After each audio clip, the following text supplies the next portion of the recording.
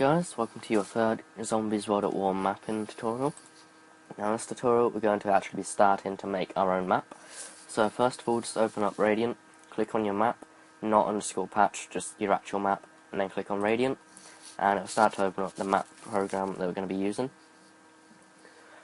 So once it's open, just go to File, Open, and select your map. Okay, File, Open, select your map. Don't press on this one just here. Make sure that it's just your map name without underscore patch, and then click on Open. And here's our map, because we selected Sniper Bolt's tutorial map or whatever it was in the script placer. So this is currently our map, but I'm basically going to teach you how to make it from scratch. So we're going to go ahead and get rid of all of this, and to do that just simply press I to select everything, and then press backspace to delete it. So now we just have a blank map with a skybox, which we'll go ahead and leave in there. So the first thing that we're going to do, the first thing that I'm going to do is I'm going to teach you a couple of things about the program. So first of all, you can see that we have a few different sections of the program. Here's our 2D grid, which is where we're going to actually be creating our map, basically. We're going to be able to create brushes and things like that, which I'll teach you about in a second. Here's our 3D view, where we can navigate around our map to actually see the actual look of it that we'll see during the game. Here's our texture view, where we can put textures onto walls and things. And then down here is just basically the console, where we can basically see what's going on. And then this, I don't even know what this is, so yeah, anyway. So first of all, let's go ahead and create a floor. So the first thing that you're going to want to know is to create a new brush, which is basically a solid wall or floor or ceiling. What you do is you left click the mouse and hold and drag it across your 2D grid, and that's going to create basically this, what you're seeing. So I'm just going to make my start room, and we're going to make it 3x3. So you can see that it's not quite 3x3 because the top is one box too small. So to resize it, all we do is, with it selected, and you'll know that it's selected because it will have the white outline on the 3D view or a red outline on the 2D view. So to go ahead and resize it, all you do is, with it selected, you click and drag on the side that you want to resize. So we want to resize the top, so just outside it on the top, you click and drag up, and it will resize it by one up. So now we have, So now we have our starting floor. So we're going to go ahead and give it a texture. So let's just go ahead, and to basically sort out your textures, what you do is you go up to textures, usage, and then whichever one you want. So let's go for floor. And to basically put on a texture, all you do is you select the brush that you want, which we've already got it selected, and then you just go ahead and click on the texture. So let's choose this one for the floor. And to move around in the 3D view, what you do is you press and hold the right mouse and move the mouse to turn. You hold down Control, right click mouse and drag to go up and down, left and right, or you press and hold Control and Shift and right click and mouse and drag to change the angle. So that's what it currently looks like for a floor. So let's go ahead and just check that it is on the actual, basically the actual floor of the map. And to do that, what we do is we press Control and Tab, and that changes our view in the 2D grid. And this blue line is basically the default floor. It doesn't really matter where you actually build your map. I guess you could build it like in what would be space, but basically in relative to your map, then the player will basically be on the floor. So we're just going to go ahead and move it down by one to make it so that the top of our floor is actually the same as the game floor. It doesn't really matter, but I'm just going to do that anyway. And yeah, so we've got a floor that's one block in depth, and it's exactly on the game floor. So if you press and sorry, not press and hold. You can just press Control and Tab again, and it'll swap to the other side, and then again to go back to the top view. And this still eye sort of thing with a a right angle.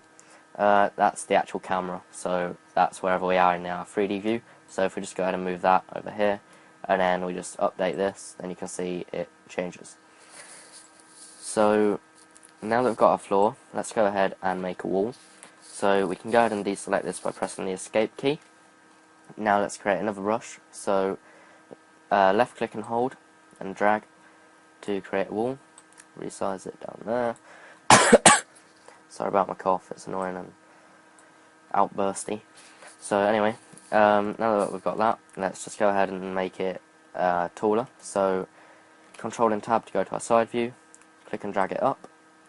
And the normal height for a room is 2 big blocks high. So we're just going to make it as 2 big blocks high. And you don't have to do this, but I prefer to do this just to make sure that you don't have any like extra like block of brush there. So now that you've done that, then we can go ahead and go back to our top view. Right click and drag, by the way, in 2D grid to change position. Change position. And right, so now let's go ahead and copy that wall over here. So to do that, with it selected, just press the space bar and it will copy it. And now we need to actually get that over to the other side. So to do that, all you do is you left click mouse and drag in the actual brush itself. And there we go. So now we just need to create another wall for the other 2 sides. So copy it again, remember the space key. Now we need to actually rotate it, so to do that, with it selected, press the R key. And then on the outside of it, just click and drag round, and then it will turn it. Press R key again to get out of rotation. And then we're just going to move it up to the other side of our room. And we're just going to resize it outwards so that it actually covers the room. And I think that's okay. Yep. So just go ahead and copy that, and we'll put that on the other side. Okay, so now we've basically got our room. We could go ahead and just copy the floor to make a ceiling. By the way, to select or deselect something, what you do is you just simply shift and left click, and that will select it or deselect it. So we're just going to go ahead and copy our floor but move it upwards so that we have a ceiling. Okay, so now let's go ahead and retexture the things. So let's retexture the walls. So shift and left click to select all of our walls, and then textures, usage, and let's go for interior wall. And then let's just select. Let's just go with this one, and then escape to deselect everything, and select our ceiling, textures, usage, ceiling. Let's just use